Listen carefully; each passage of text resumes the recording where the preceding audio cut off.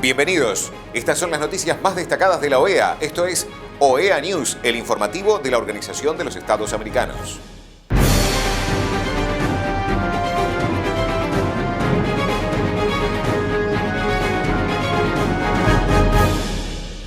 Es momento de compartir los títulos de las noticias más importantes que vamos a estar brindando a ustedes. OEA observará las elecciones generales en Antigua y Barbuda. Conversatorio Sororo, construcción estratégica, legado de la Liga Feminista. Secretario General de la OEA recibió nuevo informe del panel de expertos independientes para crímenes de lesa humanidad cometidos en Venezuela. Consejo Permanente de la OEA considera actos antidemocráticos en Brasil. La Organización de los Estados Americanos desplegó una misión de observación electoral, MOE, para observar las elecciones generales del 18 de enero de 2023 en Antigua y Barbuda. La misión, encabezada por el ex primer ministro de Jamaica, Bruce Golding, está compuesta por 11 expertos y observadores de 7 países. Durante su trabajo, la misión observará áreas como la organización y registros electorales, tecnología electoral, justicia electoral, financiamiento político y la participación política de las mujeres. La MOE-OEA, que inició su despliegue el 12 de enero, se reunirá con funcionarios de gobierno, autoridades electorales, líderes y candidatos políticos, representantes de la sociedad civil y otros actores relevantes. El día de las elecciones, la misión se desplegará por todo el país para observar el proceso de votación.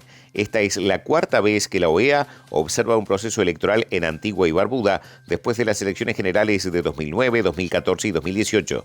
Luego de los comicios, la misión presentará un informe preliminar con sus observaciones y recomendaciones para apoyar el fortalecimiento de los procesos electorales. Esta misión de la OEA es posible gracias a las contribuciones financieras de Brasil, Canadá, Corea, Estados Unidos, Italia, Países Bajos y Perú.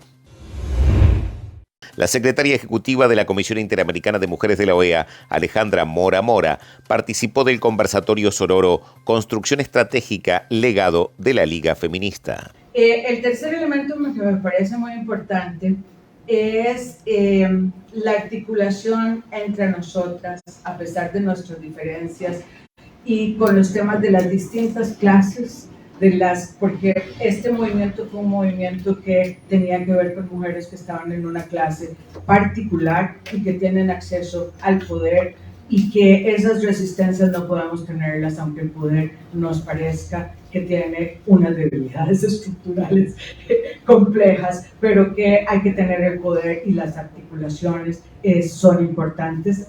Y la otra es la articulación con los hombres, y esa reflexión tenemos que hacerla en esta discusión, y que me parece que también se puso en evidencia, porque las mujeres en todo este proceso de reivindicación no podían hablar ellas.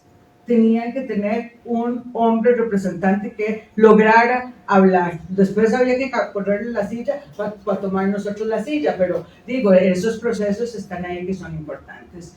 Los cómo también son importantes. Y aquí quisiera colocar todo el tema de las estrategias que usaron las mujeres. Por ejemplo, cuando no las dejaban entrar a la conferencia, hacían sus conferencias allá afuera. Y planteaban y hacían el movimiento ahí afuera. El tema de los cabildeos, el tema de las campañas, el tema de cómo tomaban las calles. Yo hace poco dije eso en la OEA y me dijeron, ¿y estás defendiendo que tomen las calles y vean lo que pasa en Perú? No, pero es que hay una expresión popular que si no se hace en el lugar formal, tiene que haber otro lugar donde se pueda hacer. Y las mujeres hemos aprendido y liderado esos procesos, y son muy importantes. Y lo otro es generar ideas y propuestas desde otro lugar, porque si no, es el mismo ejercicio y la misma mirada. Cuando se llega, uno, para ejercer el poder, y dos, para llevar las miradas y las necesidades de las mujeres. Y hay una agenda estructural, compleja, construida desde las vocerías de las mujeres. Hay que jalar esa agenda. No puede ser que no se tenga una conciencia para cumplir con el compromiso cuando se llega a los espacios de poder, y eso es muy importante. Y termino en esta reflexión de cómo jalar esto y cómo entender la historia, de la necesidad de colocarle el apellido a estos movimientos de feminismo. es que el feminismo es el movimiento más transformador de la historia. Ha cambiado la vida del mundo sin necesidad de colocar una sola arma ni colocar una lucha frontal. La ha transformado desde las ideas, desde hacer visible el otro lugar, desde colocar las necesidades de las mujeres. Y por eso creo que el mundo será distinto si en lugar de seguir tratando de llegar nosotros solo al espacio de lo público, llevamos los símbolos, ritos y valores al mundo de lo público. Y con eso cierro porque lo que necesita este mundo es feminizarlo. A mí me parece que la lección de vida que estamos dando en esta cuarta ola del feminismo, con cuidados, con cuidar, como un elemento del ejercicio intrínseco del quehacer político, es uno de los elementos fundamentales en esta reflexión. Gracias. El secretario general de la OEA, Luis Almagro, recibió el panel de expertos independientes para crímenes de lesa humanidad cometidos en Venezuela, los resultados de su nuevo informe, que será enviado próximamente a la Corte Penal Internacional con nuevos elementos sobre la necesidad de continuar investigando. El Consejo Permanente de la Organización de los Estados Americanos celebró una sesión extraordinaria para considerar los actos antidemocráticos contra la sede de los tres poderes del gobierno brasileño, acaecidos el domingo 8 de enero de 2023. Eso es lo que estamos viendo, estimadas y estimados colegas, un atentado contra la democracia. Eso ocurrió este domingo, cuando miles de bolsonaristas invadieron y saquearon la sede de los tres poderes del Estado en Brasilia, asusados por un fraude imaginario. Como en todo asunto eminentemente político, hay más de un punto de vista para observar lo ocurrido. Habrá quien, no falto de razón, apunta a los peligros que significa la ultraderecha para la democracia en el hemisferio y el mundo. Y por cierto, ahí están los recuerdos traumáticos de otro día de enero, en que otros invadían y saqueaban la sede de un poder del Estado a solo unas cuadras de este salón. Los paralelos no terminan allí, pues resulta de particular elocuencia que la incapacidad para aceptar una derrota cruce de modo tan similar al líder y a los seguidores. Es decir, tanto a quien se escapa de la ceremonia de cambio de mando como aquel que irrumpe y saquea la sede legislativa. No es mera casualidad, desde luego. Nadie podría sorprenderse que un discurso que promueve el individualismo sea incapaz de aceptar que la mayoría de su comunidad elija otra alternativa. Sin embargo, quizás la clave no esté en qué tan extrema sea la versión del individualismo que se promueve, sino en qué medida atenta ese discurso contra el elemental reconocimiento de que somos una comunidad de iguales.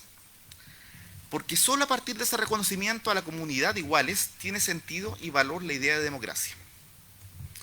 Eso es lo que está en juego a nuestro criterio. Y por eso las tristes imágenes del domingo nos someten también a preguntas fundamentales. Por ejemplo, pensar cuál es el límite del derecho legítimo de ciudadanos y ciudadanas a manifestarse en una democracia. La visión de Chile es que el límite es precisamente el respeto a la democracia, en particular a la regla de mayoría como elemento fundamental. En Brasil, y antes en Estados Unidos y otros países, vimos intentos sediciosos por desconocer esa voluntad democrática de las mayorías. Nuestro país, sin ir más lejos, Chile, vivió hace pocos años protestas masivas que durante semanas cuestionaron severamente al poder. ¿Dónde está el límite entonces?